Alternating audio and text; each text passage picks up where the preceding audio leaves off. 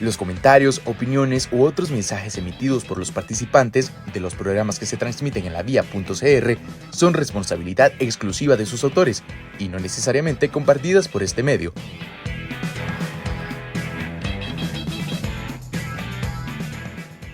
¿Qué haría si un día un extraño se mete en sus casas, les quita sus bienes, su familia, sus amigos y les impone un nuevo idioma y un nuevo Dios? Bueno, el día de hoy vamos a ver y hablar sobre lo que hizo hace más de 300 años Pablo Presbere ante esta situación. Y para eso nos acompaña el historiador don Vladimir de la Cruz para ampliarnos este tema. Don Vladimir, un gusto otra vez tenerlo acá en el programa. Muchas gracias más bien por la invitación para participar con ustedes y con su apreciable público para conversar de un tema tan importante como es la sublevación de Talamanca que encabezó Pablo Presbere y que resultó de la guerra de resistencia que ofrecieron las comunidades indígenas a la dominación española. Perfecto. Bueno, Gabriel Cerdos aquí. Y Luis Martínez. Muchísimas gracias también a nuestro público por estar ahí presente, a los suscriptores, a los que se han ido haciendo miembros. Hoy tenemos un poquito aquí, nos lo han puesto y bueno, tenemos unas tacitas, ya no tomamos tal, son un merchandising que si lo quieren estamos ahí en Instagram, está bonito, trae una bonita frase que siempre la tratamos de impulsar, que es el todos hacemos historia, ¿verdad? Creo que individualmente todos podemos hacer historia y yo no sé si don Pablo Presbere pensó cuando no sé, luchó por su gente, que de ahí 300 años después íbamos a estar hablando de él, y que creo que más bien se habla muy poco de don Pablo Presbere, y bueno, creo que muy feliz de hablar de esto. Muchas gracias, don Vladimir, por venir. Su tiempo, sobre todo. Sí, y bueno, de ahí, creo que la primera pregunta es, ¿quién era Pablo Presbere? Antes de que llegaran los españoles, ¿quién era? Primero, tal vez es mejor entender el significado de la llegada de los españoles, porque los españoles llegan accidentalmente al continente americano. Ellos pretendían llegar a las Indias buscando una ruta por occidente y no por oriente, como era la tradicional, porque las rutas orientales que eran entrando por el Mediterráneo, hasta el final del Mediterráneo, después por tierra, estaban bloqueadas para el comercio con la China y la India, por las guerras que habían en esa época y los conflictos que habían de control de esas rutas comerciales. Para esa época, obviamente, ya se habían desarrollado universidades en Europa desde el año 1012 y había academias náuticas, y en esas academias náuticas se prepararon los grandes navegantes, Colón, Magallanes, Vasco da Gama, Américo Vespucio, todos ellos estudiaron ahí. Ellos no eran gente improvisada en asuntos del mar, era gente, digamos, que estudiaba. Para la época había un desarrollo de los navíos importantes para ese periodo.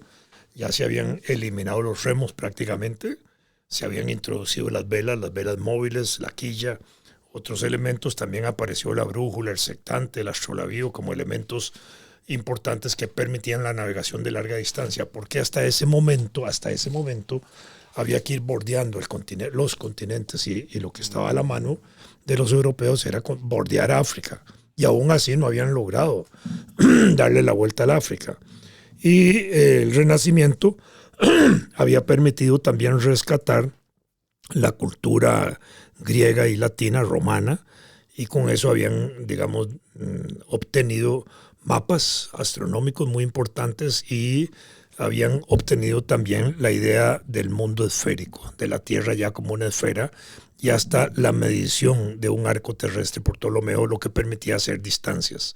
Por eso cuando Colón, digamos, informado de estas cosas, se le ocurre ir a la India al revés, no por oriente, sino por occidente, se mete en ese carril y hace un trazo de posibilidades de tiempo y todo, y más o menos llega casi en el tiempo que él había planeado. Por supuesto que él no llega a la India, llega a América, que no la conocía, a pesar de que América como continente había sido tocada por los normandos 500 años atrás. En el año 990 habían llegado Islandia, Groenlandia, habían entrado a Canadá, habían entrado a los Grandes Lagos, habían bajado los Grandes Lagos de Estados Unidos y Canadá, habían llegado hasta la zona de Chicago. Y curiosamente ellos iban a colonizar y se devolvieron.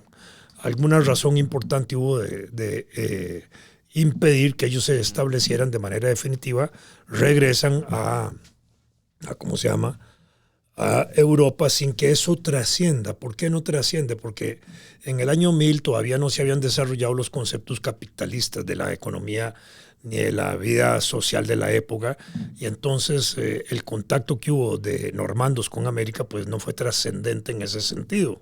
500 años después sí. ¿Por qué? Porque el desarrollo de la economía en esos 500 años había conducido a que los estados reinantes en ese momento iban a ser poderosos por dos razones. Una, por la capacidad que tenían de almacenar riquezas metálicas, oro, plata, etcétera, o la extensión de tierras. Y entonces se inicia la expansión territorial de eso. Por eso es que hay una expansión territorial, y cuando los españoles van a la India por occidente, llevan un encargo de apropiarse de todas aquellas tierras que no pertenecían a reinos europeos, ¿ya? Porque eso sí se lo respetaban ellos. Ellos avanzaban cuando encontraban otro rey ahí, un límite de presencia, ahí establecían un parteaguas y se reconocían y se empleaban. Entonces, cuando Colón llega a América, no hay, obviamente, reyes europeos conocidos para él. ¿Hay comunidades indígenas en América? Sí las hay. América estaba poblada entre 90 y 110 millones de habitantes. Eso es lo que se calcula que había. Para Centroamérica, entre 5 y 7 millones, lo que hizo estudios de Mario Flores Macal, un colega historiador que trabajó con nosotros en la Universidad de Costa Rica, de origen salvadoreño, falleció cuando iba a dar unas clases a Liberia en un accidente.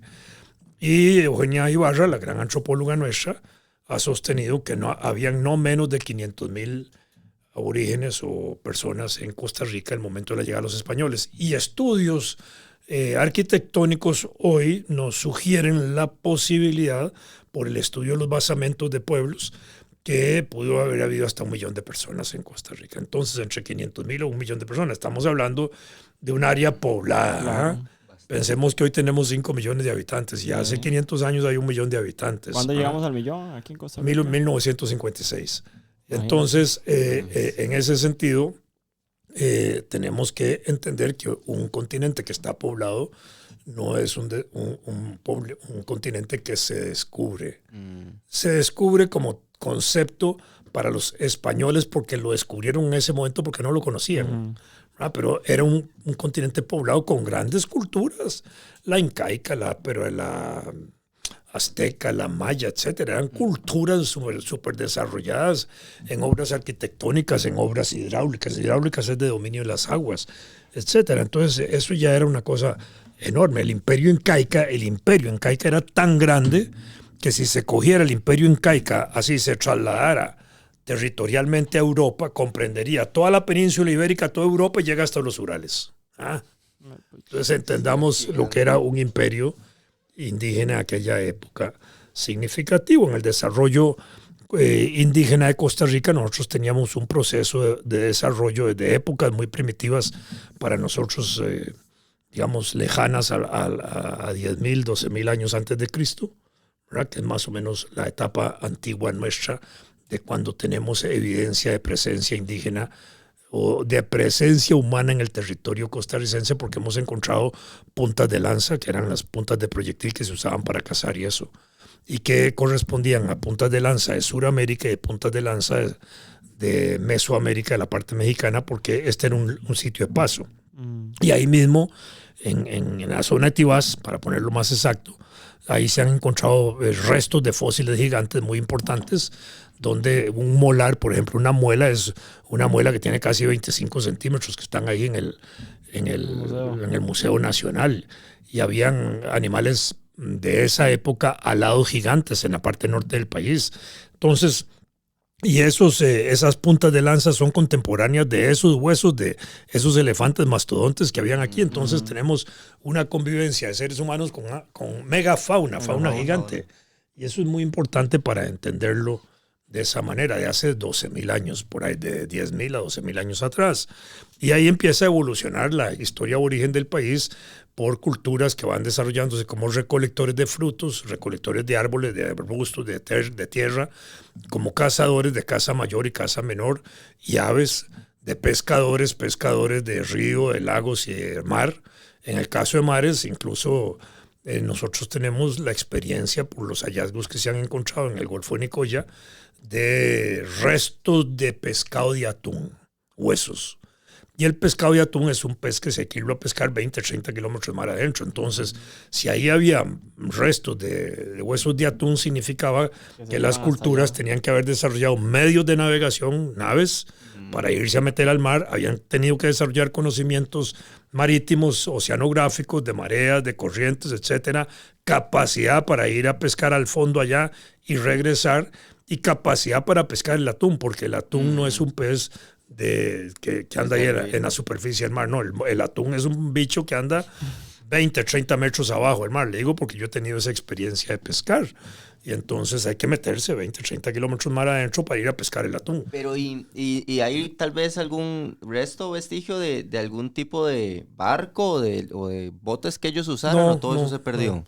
Los únicos hallazgos en madera que tenemos de las culturas precolombinas nuestras son unos tambores hallados en Cartago, en un sitio que se llama Retes. Esos tambores están en el Museo Nacional. ¿Por qué la madera? Porque la madera en un ambiente del trópico húmedo como tenemos nosotros se deteriora mucho y entonces no se conserva bien. Entonces cuesta mucho hacer hallazgos de madera, digámoslo así. Entonces, en materia de embarcaciones también debe ser muchísimo más costoso eso, ¿verdad? Por el deterioro que se produce. Bueno, eso para entender rápidamente que hay un proceso. Para el año 1500, que es la época en que van a llegar los españoles al continente, 1492 al continente, 1502 Colón a Limón, y ese proceso del desarrollo de las comunidades aborígenes había llegado también no solo a que siendo recolectores eran cazadores, eran pescadores, eran agricultores, eran agroalfareros, también desarrollaron alfarería y desarrollaron aldeas y pueblos y comunidades grandes y ciudades, si queremos verlo así, como la de Nicoya, que era una ciudad escrita por Gonzalo Fernández de Oviedo, con mercados que atendían a las mujeres, con zonas para que vivieran los caciques, con zonas para los principales, con zonas de trabajo, etcétera. Todo estaba ahí bien regulado.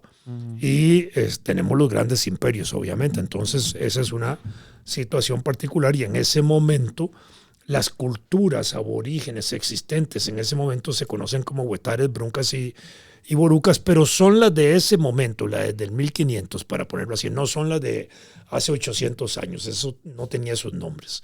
Y la zona, por ejemplo, de la zona nicoyana, era un área cultural que se extendía hasta Managua, y la zona de Golfo Dulce se extendía hasta Chiriquito, a esa parte, por allá. Entonces, eso era una situación, eran áreas regionales. Y se especializaron también en la cerámica, en el trabajo en piedra, en el oro, etc. Habían especializaciones culturales importantes y desarrollo de cacicazgos. Nosotros, para la época de la llegada de los españoles, teníamos una gran cantidad de cacicazgos y habían federaciones de caciques, que es otra cosa importante. Por ejemplo, se calcula que entre los cacicazgos en ese periodo, entre los siglos XVI y XVII, habían cacicazgos en Acerrí, Currirabá, Pacaca, Suerre, Botos, Boruca, Garavito, Pocosí, Talamanca, Coto, Huarco, Quepo, Tariaca. Digo, para señalar lo que tenemos hoy conocido. Se supone también que estaban los cacicazgos de Canje, Corobicí, Chomes, Orotina, Churuteca y Zapandí.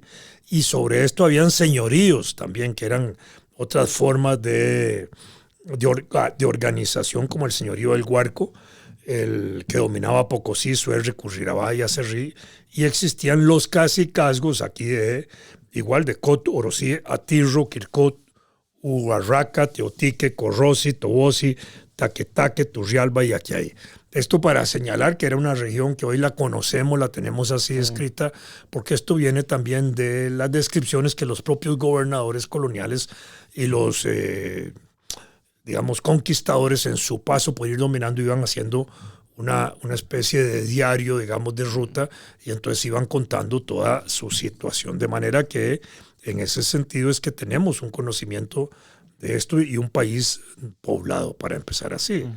Cuando Colón llega a Costa Rica en 1502, haciendo su cuarto viaje de Honduras hasta Panamá, describe la costa atlántica nuestra de manera muy bella, o la costa caribe, siempre le hemos dicho Atlántico, pero es la costa caribe. Describe muy bella las comunidades indígenas de ahí como comunidades amistosas que los recibieron amistosamente, comunidades donde la gente vivía en ranchos de más de 100 personas, donde podían haber varios grupos familiares.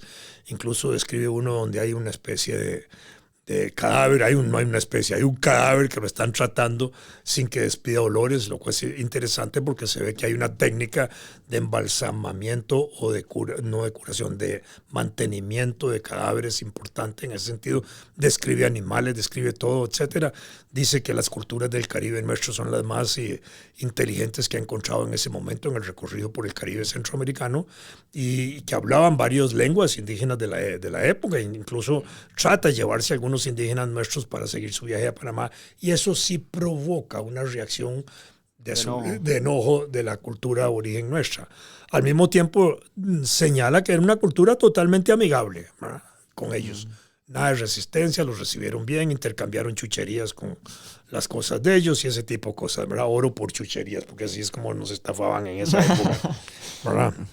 Entonces, ahí tenemos eso, que es un primer momento importante. A partir de allí se establece un proceso de presencia de España en América que tiene para mí el carácter de un modelo de violencia que se impone por la apropiación de las tierras que se hacen. Los españoles llegan aquí y dicen: estas tierras son nuestras a partir de ahora, y con las tierras estaban apropiándose de la riqueza de las tierras y de todo lo que había en ella, hombres y animales. Entonces ahí hay una expropiación forzosa de las comunidades indígenas de las tierras que naturalmente les pertenecían, ¿verdad?, para empezar. Segundo, esos indígenas anteriores a la presencia española trabajaban para ellos, para su comunidad, para ellos, para sus familias, para ellos, y en una relación armónica con la naturaleza, digamos, de manera que de la naturaleza sacaban aquellas cosas que eran necesarias sin abusar, digamos, ¿no? Si tenían que comerse una manzana, una naranja, pues se comían una naranja, no bajaban 10 para dejar 9 tiradas en el suelo, ¿verdad? Es con el periodo de la agricultura o la sociedad agroalfarera cuando tienen capacidad de domesticación de animales y de domesticación de frutos y ese tipo de cosas, y entonces empieza ya un proceso de almacenamiento de granos para conservar, y de carnes y cosas así para conservar, digamos, pero siempre en armonía, digamos, sin abuso. Bueno, en este caso, digamos, los españoles hacen que estas comunidades empiecen a trabajar para ellos, ¿verdad? Y primero las dominan, les quitan la tierra, someten a los indígenas, cambian el modelo de trabajo. Ya el modelo de trabajo no es para la comunidad indígena, sino para otros, para los extranjeros. A eso le imponen un modelo de violencia política, que es el desconocimiento de las autoridades cacicales existentes, y se imponen ellos como autoridad política a la que hay que obedecer, y quien no obedezca lo eliminan. Les imponen un modelo de violencia religioso, porque la religión católica no existía en América, ni la conocían, ni tenía ningún valor para las comunidades indígenas. Era un valor importante para los españoles y los portugueses, que eran católicos, pero al mismo tiempo acababan de salir de las guerras con los musulmanes. Existía la guerra con los musulmanes, existía el islamismo, existían otras religiones en Europa, porque estos son procesos culturales, no hay una religión única. Hay muchas religiones y pueden haber en ese sentido diferentes conceptos de Dios, de dioses, de ángeles y de vírgenes y de todas esas cosas que están asociadas a estos elementos religiosos. En América teníamos una filosofía religiosa que tenía que ver con la naturaleza, relaciones anímicas, bueno, relaciones filosófico religiosas vinculadas a la naturaleza, el dios Tlaloc de la lluvia, el dios Sol, el dios de la luna, el otro. Ya, y los animales podían jugar un papel también bondadoso o no, beneficioso o no, porque era un concepto de relación con la naturaleza. Los españoles frente a eso empiezan a imponer la religión católica. La religión católica se impone en América, es una cosa exótica, para decirlo así, desde el punto de vista del lenguaje biológico. Se impone como una cosa novedosa en América, y quien no acepta la religión católica también lo eliminan. Y entonces viene el bautizo, la evangelización, todo el proceso de educación religiosa. Después de 500 años de dominación, de aquí la gente piensa que esto es como el ADN nuestro, viene con el ADN nuestro. No, no. Por un momento la gente que nos oye debe pensar, si hubieran llegado los musulmanes, ¿qué seríamos hoy? ¿Islámicos? Sí. Correcto. Totalmente. No habría nada de catolicismo. Y probablemente no habrían las iglesias que tenemos ahora. Habrían... Sí, si hubiesen llegado los nosotros ingleses seríamos más igual, protestantes. Exactamente, así es. Esto para entender y para que nadie se ande peleando por cuál religión es la más verdadera o la menos verdadera, ¿verdad? Al final de cuentas, de pronto adorar el agua, el río, el mar, son elementos también muy bellos de relacionarse con la naturaleza. A eso sumemos la violencia militar, diferencias de medios de guerra, armas.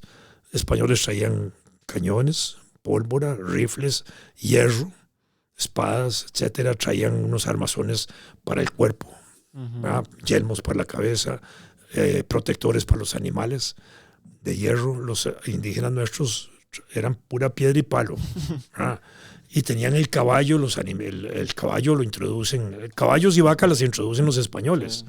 Aquí nuestros antiguos ancestros comían venaditos y chancho de monte y ese tidantas y ese tipo de cosas, ¿verdad? Que eran en abundancia. Y por supuesto, y tepezcuintle, y quizás conejos, y todo ese tipo de cosas, pero la vaquita y el caballo, eso fueron introducidos. Pero cuando introducen el caballo, y viene un tipo montado a caballo, además viene con armaduras y viene violentamente, para el indígena haber sido un choque emocional enorme, porque para él pudo haber simbolizado una sola pieza, caballo y hombre, ¿no? Tirarle una flecha a un tipo con una coraza y que suene ¡ping! A donde le pegó y ahí no le pasaba nada, y los otros disparaban y sonaba ¡pam! Y caía uno.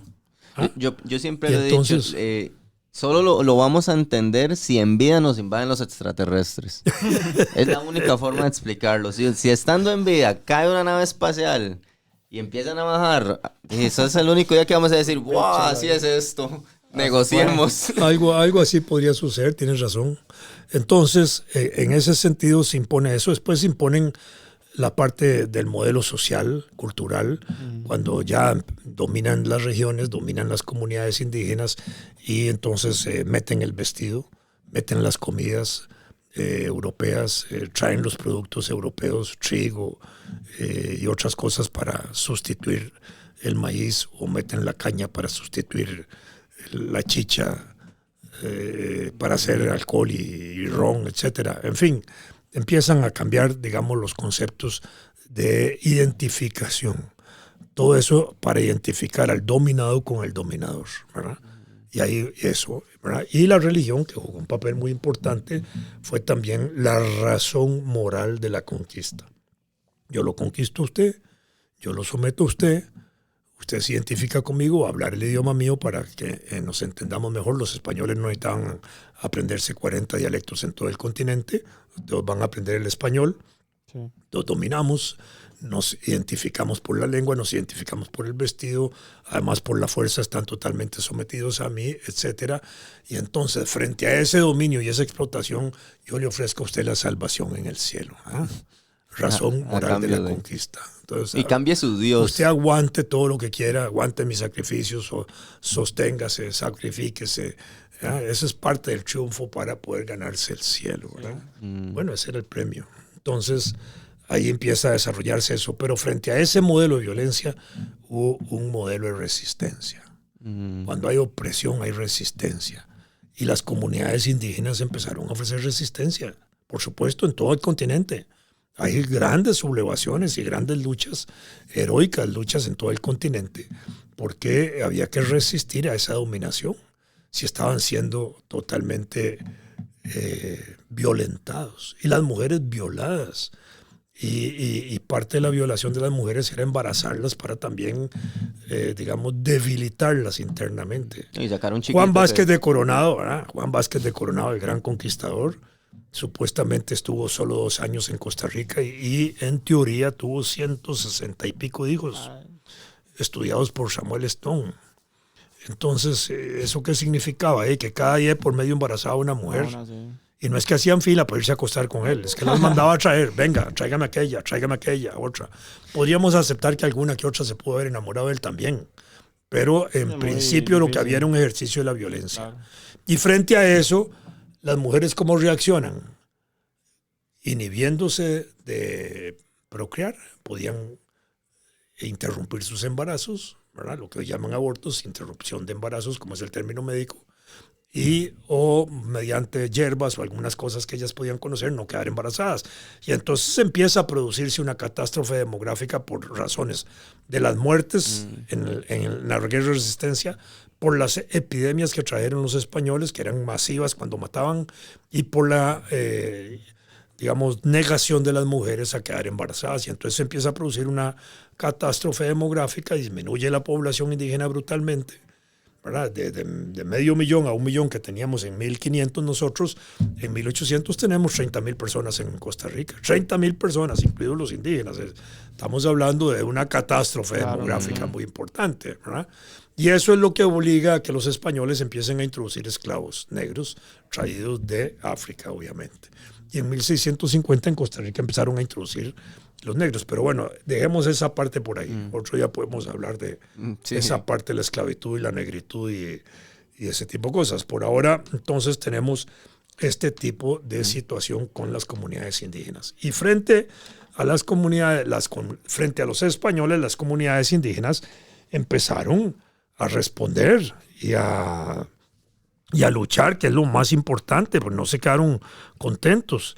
Y ataques indígenas se produjeron durante todo ese periodo colonial en San Bartolomé. Hablo del territorio de Costa Rica, en las comunidades que estaban existiendo ya en Costa Rica. San Bartolomé de Urinamá, Santo Domingo y Chirripó, San Buenaventura, la Santísima Trinidad, San Miguel, San Agustín, que eran nombres de comunidades que establecían los españoles. Ahí actuaron Cabécares, Talamancas, Térrabas, ¿verdad? Que era importante. Teníamos caciques para 1710, que es el momento que queremos ubicar de Pablo Presbere, 1709, 1710, teníamos caciques muy importantes, que son los que se levantan con Pablo Presbere. Utealpa, Baltasar Ciruro, Pedro Bocrí, Pedro Betuquí, García Urevano, Ciprano Sicagua, Uruscara, en fin. Y después participaron con ellos personas que eran expertos o diestros como guerreros, cazadores, que eran Ventura Sodé, Melchor Daquí, Alfonso Cachaverri y otros que empiezan a trabajar ahí. Presbere era ya en ese momento un líder indígena, un cacique reconocido. Podía tener unos 40 años a la hora de su muerte en 1710, ¿verdad? De manera que era ya un líder reconocido muy importante en ese momento, ¿verdad? Presbere, digamos, el concepto indígena de su nombre está asociado a las Lapas, rey de las Lapas, le decían algo así, ¿verdad? Él tenía una presencia importante en toda la región esa, desde Turrialba hasta la Boca del Almirante, allá en Panamá. Eso nos había pertenecido a nosotros también en una época, ¿verdad? En fin, era una presencia así. Él era de la tradición indígena de los Swinsi, de la comunidad Swinsi, ¿verdad? Antes de la sublevación de Presbere están esas sublevaciones que les he mencionado de los ataques estos de 1709 en todos esos lugares, y antes de eso ya habían habido sublevaciones en 1540 de los que eran Bribris y Cabécares, en 1610 de los Ucecal en Guaycara, Santiago de Talamanca, ya habían habido también sublevaciones, en 1613 también las hubo, en 1620 ahorcan incluso a caciques en la región de Talamanca, ¿verdad? Juan Ceraba, Francisco Cabria, Diego Ebrano, Juan Ibe Segarra, que eran caciques de la zona. En 1662 había habido también resistencia en esa zona, en San Bartolomé de Duquiva, en esa zona, alrededor del río Telire. Y ahí incluso habían sido afectados los frailes recoletos que ya vivían en la zona, ¿verdad? Y en 1700 también tenemos ya la presencia activa de Pablo Presbere, ¿verdad? Que para esa época intercepta cartas y documentos de los españoles donde entendía que iban a empezar a trasladar indígenas nuestros a Guatemala, porque era una forma también de desplazar indígenas. El desplazamiento de indígenas o extracción de indígenas de un territorio para llevárselos a otro, para trabajar en el otro territorio como esclavos o en la extracción de metales o lo que fuera, o se los llevaban para Sudamérica, que fue otra forma de despoblamiento. Entonces tenemos una situación importante en ese sentido de desplazamiento de indígenas, que es la causa, digamos, fundamental del levantamiento de Presbere. Él se va a levantar ahí para evitar que se lleven los indígenas de la zona de Talamanca, como estaba planeado en ese sentido. Y es cuando entonces en septiembre de 1709 se produce la gran insurrección de él, donde matan a algunos representantes españoles, a Pablo Rebullía y Antonio Echalde, ¿verdad? 10 soldados y además una mujer. Y frailes también. Y matan curas. ¿Por qué? Porque los sacerdotes y las mujeres para los indígenas eran igual de representantes del dominio, de la explotación, de la represión, de las matanzas que hacían los españoles. Sí. Entonces, en reacción igual mataban a todo, no era cuento, no podían decir, no, este es el bueno y este es el malo, no, para ellos todos eran igualmente malos, por eso es que se produce eso, y eso obviamente encrispa a los españoles en términos de que están matando también curas y mujeres, ¿no? Para los indígenas eran lo mismo, es decir, eso hay que entenderlo más o menos de esa manera, me parece a mí. Entonces, ya en 1709 se produce la sublevación de Presbere, que cubre desde Turrialba, toda la zona ahí hacia el Caribe, proyectada hasta el Caribe, toda la parte de Talamanca, y todavía se metía en lo que es hoy parte de Panamá, hasta Bahía del Almirante, ¿verdad? Bueno, ahí esa es la parte fundamental de la sublevación. Se mantiene una sublevación muy fuerte, representaba la resistencia a la dominación española y a la brutalidad con que estaban imponiéndose en Costa Rica en ese momento, ¿verdad? Y, ¿cómo se llama? Y para eso, frente a la sublevación que hace Presbere, las autoridades coloniales de Costa Rica negocian con las autoridades guatemaltecas para que envíen hombres de allá, y entonces mandan un contingente enorme. Se calcula que la sublevación de Presbere pudo haber sido de unos 4,000 indígenas en esa época. Ahí de varias comunidades. Por supuesto, desde Turrialba hasta la zona del Valle del Almirante, en Panamá, Talamanca y toda esa zona de la Caribe. Ya mencioné antes la cantidad de comunidades indígenas que habían. Entonces hay que entender que era así. Y en ese sentido, los caciques que están vinculados a Presbere son 2, 4, 6 que están levantados con él, ¿verdad? De comunidades de esa, y están los guerreros y los cazadores que también se sumaron, que fueron 4 líderes en ese tipo reconocidos que también forman parte de eso, de manera que eso representaban diversas comunidades. Era una resistencia muy importante la que se produce ahí. Se unieron todos contra un enemigo común, porque me imagino que entre ellos, esas comunidades, había algunas diferencias. Sí, por supuesto, pero había también ya cacicazgos. Claro. Entendamos que Presbere era el gran líder desde esa región, desde Turrialba hasta allá, hasta aquella zona, ya eran reconocidos. Y habíamos señalado que habían un montón de cacicazgos y de señoríos también, ¿verdad? Señoríos que eran unas zonas ligeramente más amplias, donde podían haber varios cacicazgos. Sí.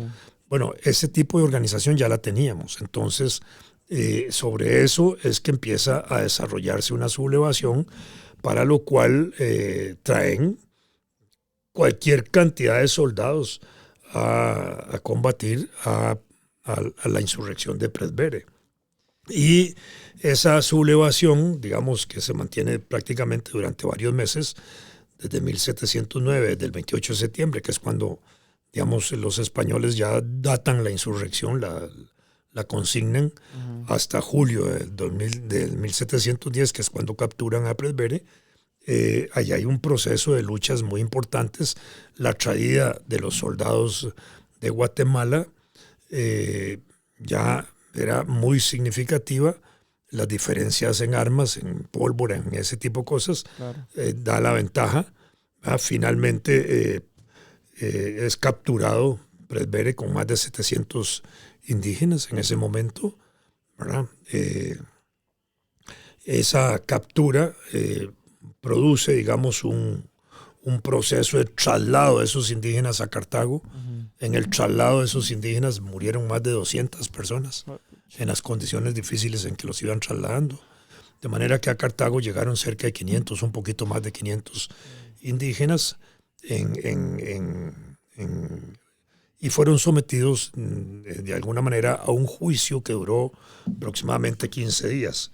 En ese juicio, el 1 de julio de 1709, Pablo Alvarado fue sentenciado a la muerte. La sentencia original era que le aplicaran el garrote vil, como se llamaba, que era una forma de matar sentando a una persona en una especie de potro, de silla especial, donde le pasaban una especie de mecate, algo alrededor de la garganta, y por detrás iban atornillando, como un torniquete, y de manera que iban provocando asfixia y la quiebra de la nuca. Y eso, por supuesto que el uso del garrote vil como instrumento de muerte tenía que ver también con la capacidad del torturador y la delicia que el torturador podía tener de hacer aquello lentamente, ¿verdad? De producir dolor y que el otro sufriera, ¿verdad? Claro. Por supuesto que sí. Pero no había en ese momento un verdugo en esa arte especial de la muerte, y entonces procedieron a arcabucearlo, que era la muerte por fusilamiento. Muerto Pablo Presbere, le cortaron la cabeza, ¿right? Y la exhibieron ahí, que era una forma también que hacían los españoles de descuartizar indígenas, porque los indígenas también podían tener esa imagen importante de que los líderes eran como la suma de todas las virtudes, la suma de todas las fuerzas. Y que caían. Por supuesto, y en el momento en que los descuartizan, ahí se desmoralizan totalmente, ¿verdad? Y enseñar también la cabeza ahí, también para decirle a los indígenas, vean, si siguen, les va a pasar eso. Van a terminar igual. Exactamente, o esclavos, así fue, como a los la otros. cabeza la cortaron para exhibirla, ¿verdad? Y el resto del cuerpo lo hicieron igual, ¿verdad? Entonces, de esa manera fue como se acabó con la insurrección de Talamanca, sin que Talamanca pudiera ser objetivo de dominio español. La muerte de Presbere y el sometimiento de los indígenas que fueron ahí dominados y sometidos no permitió que Talamanca fuera sometido como región por los españoles. Talamanca todavía se mantuvo, digamos, aislado territorialmente hasta finales del siglo XIX. Desde el punto de vista de las comunidades indígenas también eran comunidades que existían ahí, eran reconocidas, pero no tenían... a mi modo de ver y la interpretación que yo hago es que Talamanca empezó a ser intervenida en el siglo XIX, a finales del siglo XIX, con Tomás Guardia, presidente nuestro muy importante, que en ese momento se interesa por incorporar la región. Ya había desarrollado también Tomás Guardia el régimen municipal de manera muy importante, y sobre una base de realidad política, Tomás Guardia avanza sobre Talamanca para establecer contacto con las comunidades, por supuesto, pero darles a los caciques la condición de jefes políticos de sus comunidades. Entonces, lejos de quitarles poder, les dobló el poder. Les mantuvo el poder cacical y les mantuvo un poder civil, político, republicano, y que de esa manera facilitó no solo la integración de esas comunidades, sino la llegada también del obispo Bernardo Augusto Til a Talamanca a finales del siglo XIX, que hace incursiones muy importantes, donde él, con su talento, su inteligencia, porque era un hombre brillante en ese sentido, también hace estudios etnográficos, étnicos, etcétera, de las comunidades indígenas, de carácter lingüístico. En fin, hizo una serie de estudios muy importantes que dichosamente los heredó, digamos, los publicó y los dejó. Entonces, por ahí empezó la penetración a esa zona, pero siempre siguió siendo una región inhóspita, una región apartada, una región que en el periodo colonial era una región de refugio de las comunidades indígenas, de las atrocidades que hacían los españoles. La gente que huía se iba a meter a Talamanca, ¿verdad? Porque eso era como una zona vedada, segura, cuidada, segura, donde los mismos españoles tenían preocupación de meterse sabiendo que los podían matar. Entonces, así fue como se desarrolló esa parte importante ahí, ¿verdad? Y la nación, digamos, indígena se mantuvo en esa zona de Talamanca, con cabécares y teribes en parte de la región, que era una cosa ya significativa, y se mantiene. Y eso es lo que tenemos hoy. Después vinieron, digamos, las expansiones de los cultivos bananeros en la zona caribeña, en la zona del Atlántico Caribe nuestro, y la expansión de los cultivos del banano después del ferrocarril, porque el banano se desarrolla con el ferrocarril. Kidd viene, construye el ferrocarril, obviamente con un contrato con el gobierno, desde 1869 hasta 1884.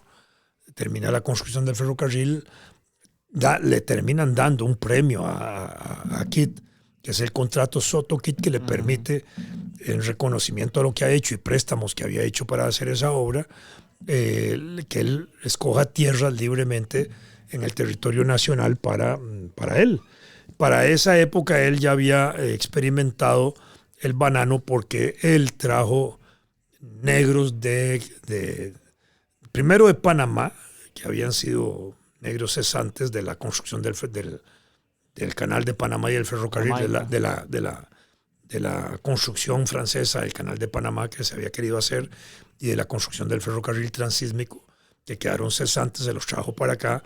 Pero eran negros que por trabajar en obras industriales tenían un alto salario.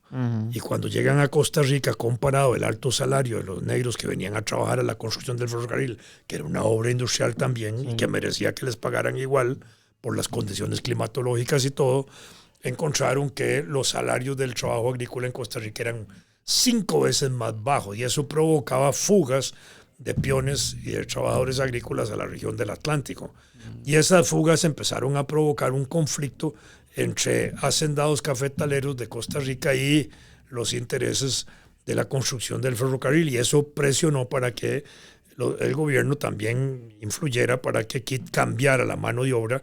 Entonces Kidd viaja a Jamaica, donde habían desarrollos agrícolas importantes del banano ya, y con salarios más bajos, para traer negros de Jamaica a trabajar la zona del ferrocarril, y de paso se trajo el banano a experimentarlo en Costa Rica con mucho éxito, de manera que cuando él firma el contrato Soto-Kidd y le dan la oportunidad de escoger tierras, él escoge tierras alrededor de la línea del ferrocarril, obviamente, y escoge tierras en el distrito de Avangares y de Tilarán, donde impulsa la extracción minera.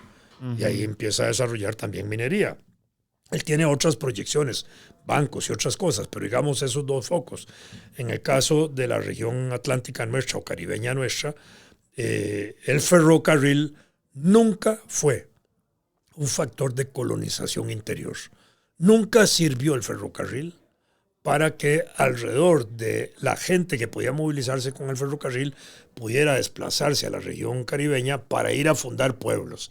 Eso no se produce en Costa Rica. Los pueblos que se desarrollan ahí son alrededor del ferrocarril, cierto, pero de gente que trabajaba por aquí, chinos, en bananos. italianos. Primero de eso, después llegaron los chinos, ¿verdad? También trajeron chinos, porque trajeron chinos para trabajar en el ferrocarril, en la construcción del ferrocarril. Y los chinos eran comprados. Cuando trajeron chinos a Costa Rica eran comprados, es decir, había un comercio de venta de hombres, chinos en este caso. Un chinito valía 450 pesos de la época si uno no lo escogía, o 400 pesos si uno lo escogía. Tomás Guardia compró 17 o 18 chinos, entre ellos un chino con nombre Alcán, que seguramente por ese chino pagó 450 pesos porque era un cocinero. Y entonces él compra al cocinero Alcán. ¿Ya? Pero la compra de personas que se vendían, que uno estaba comprando esclavos literalmente, en Costa Rica quedaban libres de su condición de esclavos con el contrato de trabajo que se establecía con ellos. Es decir, yo compraba el chinito, pero decía, usted va, yo compro por usted, ¿cierto? Yo voy a pagar por usted tanto. Usted me va a firmar este contrato de trabajo. Con este contrato de trabajo usted es un hombre libre, literalmente, pero queda obligado para trabajar conmigo hasta que usted me devuelva la plata que yo he pagado por usted. Y ponían un plazo no menor de 8 años. De manera que si todavía el chinito la pagaba en 5 años, tenía que trabajar 8 años, ¿verdad? Pero normalmente se duraba hasta 16 años o más pagando lo que se ahorraba. ¿Por qué? Porque para pagar los 400 pesos de la época, en la capacidad de ahorro de la época, había que más o menos ahorrar el 50% del salario. Nadie, ni todavía hoy, puede ahorrar el 50% del salario, ¿verdad? Nadie podría hacer eso. Entonces, las extensiones de trabajo se hacían muy largas y en ese sentido hasta hay protestas, entre comillas, es una forma diplomática de hacer mención de las cosas, de la entonces Embajada de Costa Rica, la legación americana que había en Costa Rica a los Estados Unidos, señalando las condiciones de trabajo que habían de los chinos en Costa Rica y de los negros y de todo el mundo. Y ahí hay ese tipo de cosas. Y hay sublevaciones de chinos y hay sublevaciones de negros y de italianos que también trajeron a trabajar en el ferrocarril. La huelga más grande que se produce en Costa Rica en el siglo XIX es provocada por italianos. Después hubo un paro muy importante de españoles allá por 1895 de 5.500 españoles que también protestaron por las formas como se violaban sus contratos de trabajo. Pero digamos, eso estaba asociado ya casi al ferrocarril.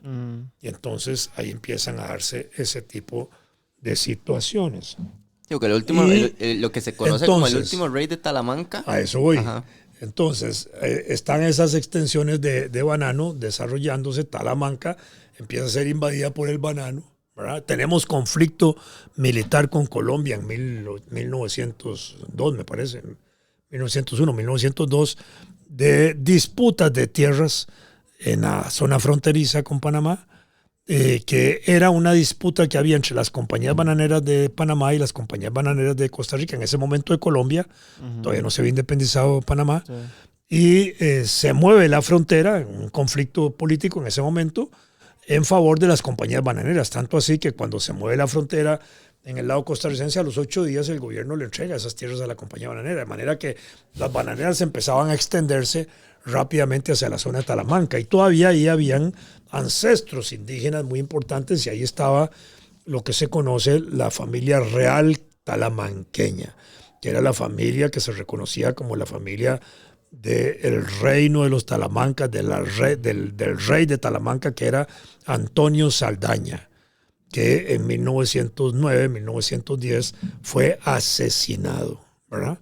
Porque fue parte de ese proceso de expansión de las bananeras. Y 8 días después asesinaron a un sobrino de él, que era el que seguía en el orden, digamos, de la herencia de la realeza talamanqueña, quien debía subir al trono.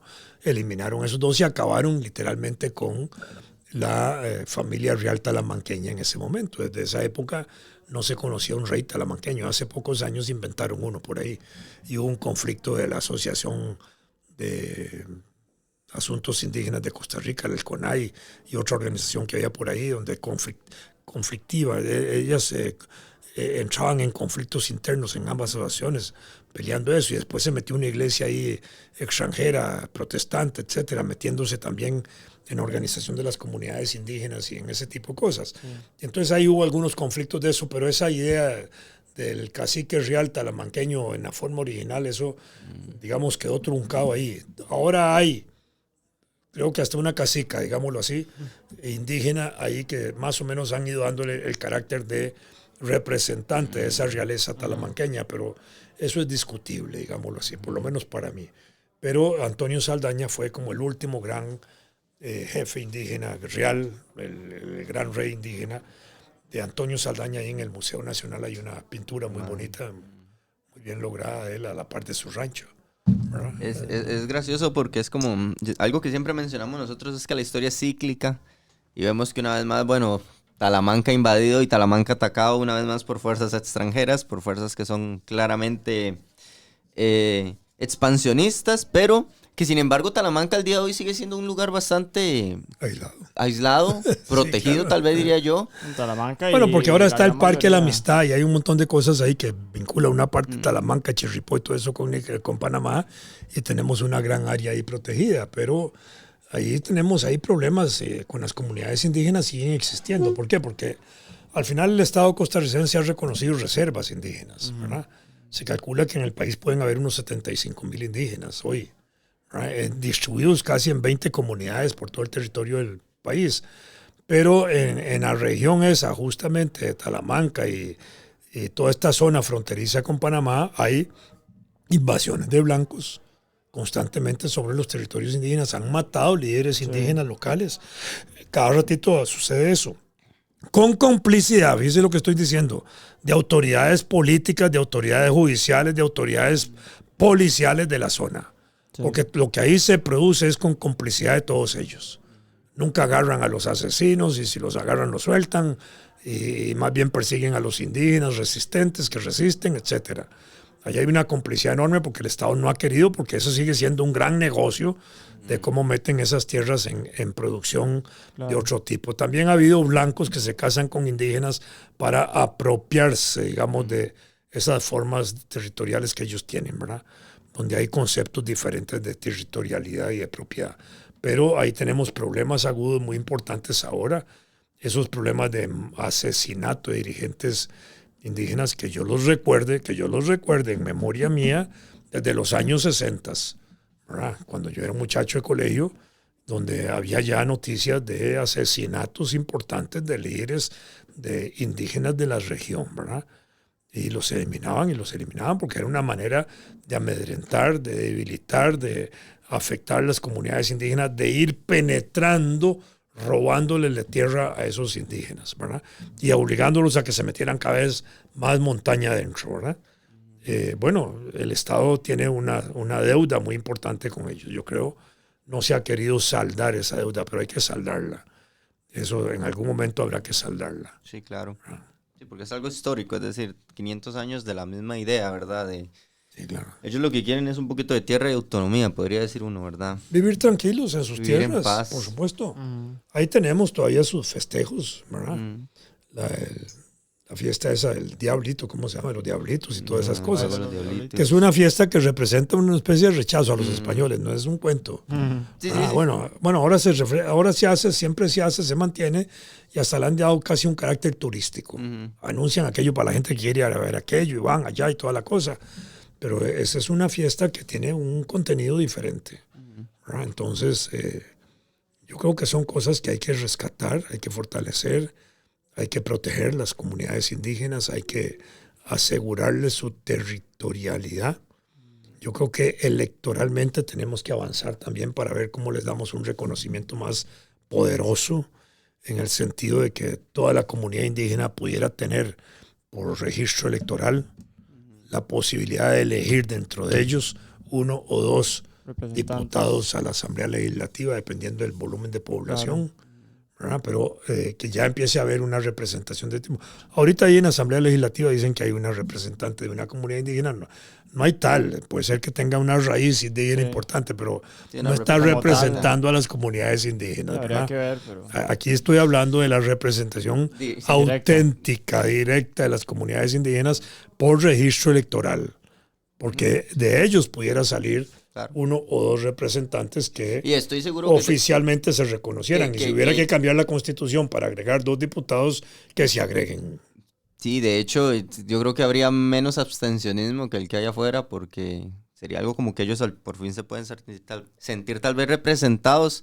Es como lo que ha faltado, siento yo, desde el punto de vista como, no sé, digámoslo así, Pablo Presbera hasta hace muy poco hace muy poco, no sé, él fue nombrado héroe de la... El 19 de marzo de 1997. Defensor de las comunidades aborígenes. O sea, en 1997. Héroe nacional y defensor de los pueblos originarios. Sí. En 1997, es decir, 200 y el resto de años después de que él... Aunque es un representante, como hablamos, ¿verdad? Es uno de muchos. Hubo una escuela que se llamaba Pablo Presbera, un colegio. La directora, que era casada con un español, y yo no sé si ella era española, ¿verdad? con Juan Antonio Sánchez Alonso, que era un periodista de La Nación, la esposa de él, ¿verdad? Le quitó el nombre. A la escuela. A los colegios, sí, claro. Y aquí no pasó nada.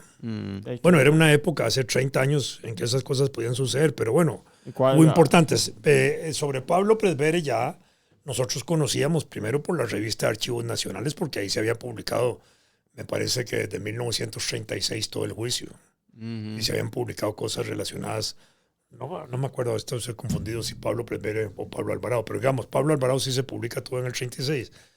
Pero también nuestro gran presidente Teodoro Picado publica todo el juicio de Pablo Presbere ya en la década de 1940. Entonces empieza a rescatarse un poco la imagen y la idea de Pablo Presbere. Y nuestros historiadores clásicos, Ricardo Fernández y los otros, le daban un espacio a Pablo Presbere en sus manuales de historia. Don José María Figueroa, en uno de sus tantos tours, él dibuja. Figueroa, en el libro que él tiene, por supuesto, sí. Él dibuja el ajusticiamiento y tal.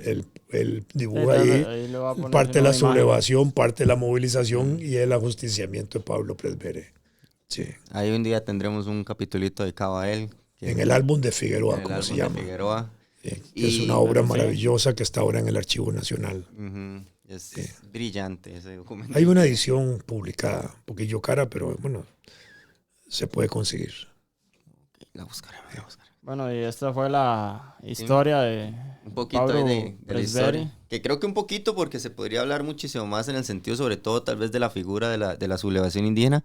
Pero bueno, ya que vamos a estar ahí recordando su aniversario de ajusticiamiento. Que el 4 de julio. El próximo 4 de julio. Él fue condenado el primero, pero lo ejecutaron el 4 de julio. Y bueno, que ojalá tal, no sé cómo lo podríamos despedir más que agradeciéndole muchísimo a la gente, porque este va a ser el inicio de la segunda temporada. Entonces, pues que a la gente le haya gustado. Siempre las participaciones de don Vladimir son súper bien recibidas. Claro. Entonces, de verdad, agradecerles a todo nuestro público, a la gente que se suscribe día a día ahí en los miembros del canal. En el YouTube, a los miembros que cada día iban subiendo también. Muchísimas gracias. Y nada, creo que vamos a seguir en la misma línea de tratar de rescatar ciertos personajes de la historia que tal vez son un poquito ahí no tan reconocidos. Y creo que mejor forma de empezar que con don Pablo Presbere. Entonces, entendamos nada más que Pablo Presbere es una rebelión, claro. Y que hubo muchas. Correcto. Y que en algún momento tal vez podemos hacer referencia a esas otras muchas. Imagine todos que nos mencionó usted. Sí, claro. Yo les mencioné ahí. Hay lista que... Como diríamos, como un abrebocas. Sí. Correcto. Para entender que el proceso de dominación fue también un proceso de resistencia amplio, profundo, y que abarcó el territorio nacional, todo el Valle Central también, Camaquiri, Cocorí, un montón de gente que hay aquí, Urraca, y un montón de gente que empezaron a jugar papeles importantes aquí en las sublevaciones. Y para entender que ahí donde estaban los españoles había resistencia. Al final fueron dominados los indígenas, sí, pero también hubo resistencia, ¿verdad? Y que siempre que haya opresión habrá resistencia. Así es. Perfecto. Y no, agradecerles. Recuerden ahí seguirnos, darle like. Si gustan también unirse al canal de YouTube, perfecto. Comentar. Comentar qué temas les gustaría que tocáramos en próximos episodios. Y acordarse de si quieren una taza sí. De historia de Costa Rica, escríbanos al Instagram para detalles y precios. Sí. Y que en América también hubo enormes sublevaciones indígenas. También claro. Igual. En Nicaragua dirían que en un cacique, en Honduras estaba Lempira, por abajo estaban Atahualpa, Camaqué, ¿cómo se llaman? Los Tupac Amaru, Lautaro, Cocobolo, en fin, un montón de indígenas en Sudamérica importantes también. Es decir, hay grandes sublevaciones. Algunas de ellas inmortalizadas en libros. Por ejemplo, la de Lautaro contra Pedro de Valdivia está inmortalizada en ese libro extraordinario que se llama La Araucana, de Alonso Ercilla. ¿Y existe algún libro sobre Pablo Presbere así como que uno diga que...? No, un libro no, existen folletillos que se han hecho. Ok. Sí. Ahí la gente a veces pregunta si... Un libro, un folleto que se hizo en Guatemala sobre la sublevación de Talamanca, pero de Costa Rica no recuerdo que se haya un libro específico sobre eso. Yo he estado tratando de avanzar en esa dirección, de recoger todo lo que se ha publicado de Pablo para tratar de publicar algo en ese sentido, porque uno de mis hijos se llama Pérez Bere. Yo le puse Pérez Bere porque si no todo el mundo le diría Pablo, ¿verdad? Entonces, al final, en la práctica escolar no se acostumbraban a decirle Pérez Bere, terminaron diciéndole Ping, ¿verdad? O Pablo, ¿verdad? Ya familiarmente, porque no, en nuestra práctica usual no se acostumbraba a eso. Otro hijo mío se llama Lautaro, como el indígena chileno, el otro Tupac Amaru. Entonces yo les puse nombres de indígenas rebeldes, por supuesto, pero en la época escolar esos nombres eran muy raros en Costa Rica. Entonces había como una reacción contra ellos, escolar, por ignorancia de sus familias, de los compañeritos de él y de los compañeritos mismos, y el sistema escolar que no les explicaba a los niños que eran nombres más bien destacables de nuestra cultura americana, ¿verdad? Sí, Ya claro. después no, ¿verdad? Ya después no. El que menos sufrió el bullying ese fue el hijo menor, Tupac Amaru. Pero los demás sí sufrieron un bullying tremendo por esos nombres. Nati, Lautaro no, me parece que no es un mal nombre, me parece que está Es un bien. libro precioso. ¿Verdad? No, Sí, de verdad que sí. Pero bueno, a usted. Bueno, Notable. Bueno, muchísimas gracias, don Vladimir. Y ahí Mucho estaremos gusto. por el viéndonos. tiempo, claro, sí. Bueno. Buena vida. Gracias, Chao. nos vemos.